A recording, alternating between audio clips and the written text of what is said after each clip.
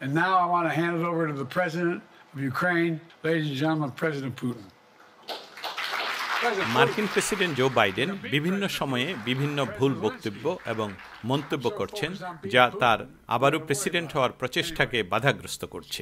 বাইডেনের নানা সময়ের ভুলগুলো গণমাধ্যম ও সামাজিক যোগাযোগ মাধ্যমে সমালোচিত হচ্ছে, যা তার বিরোধী পক্ষ অস্ত্র হিসাবে ব্যবহার করছে। অনেকেই মনে করেন বাইডেনের এই ভুল বক্তব্যগুলো তার প্রার্থিতার সাফল্যের পথে বড় বাধা সৃষ্টি করতে পারে। ন্যাটো শীর্ষ সম্মেলনে বাইডেনের দুটি ভুল মন্তব্য তাকে প্রেসিডেন্ট নির্বাচনের দৌড় থেকে সরে দাঁড়ানোর দাবি জোরালো করছে। ইউক্রেনের প্রেসিডেন্ট ভলোদিমির জেলেনস্কিকে মঞ্চে পরিচয় করানোর সময় প্রেসিডেন্ট বাইডেন ভুল করে জেলেনস্কির নামের পরিবর্তে পুটিন বলেছেন। বাইডেন দ্রুত তার ভুল বুঝতে পেরে তা সংশোধন করেন।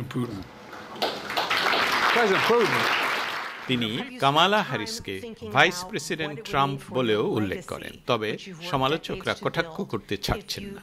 I wouldn't have picked Vice President Trump to be vice president, but I think she was not qualified to be president.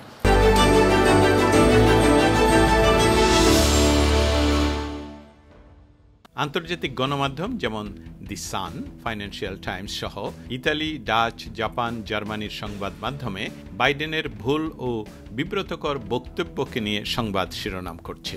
এদিকে নিজ দল ডেমোক্রেটিক পার্টির অনেক নেতা বাইডেনের আবারও প্রেসিডেন্ট হিসাবে দায়িত্ব পালনে সক্ষমতা নিয়ে প্রশ্ন তুলেছেন। এরই মধ্যে 17 জন ডেমোক্রেট আইন প্রণেতা বাইডেনকে নির্বাচনের দৌড় থেকে সরে দাঁড়ানোর আহ্বান জানিয়েছেন। অন্যদিকে রিপাবলিকান প্রার্থী ডোনাল্ড ট্রাম্প বাইডেনের ভুল বক্তব্যগুলোর সুযোগ নিচ্ছেন। ট্রাম্প তার সামাজিক মাধ্যম ট্রুথ সোশ্যালে গ্রেট জব জো বলে এরই মধ্যে টিপ্পনী কেটেছেন। এই অবস্থায় বাইডেন এখন তার দল এবং দেশের জন্য আন্তর্জাতিক অস্বস্তির কারণ হয়ে উঠেছেন। তার পুনর্নির্বাচন প্রচার অভিযান স্পষ্টতই ধ্বংস হচ্ছে, কিন্তু তিনি অত্যন্ত একগুঁয়ে ও নির্বাচন থেকে সরে দাঁড়াতে চান না।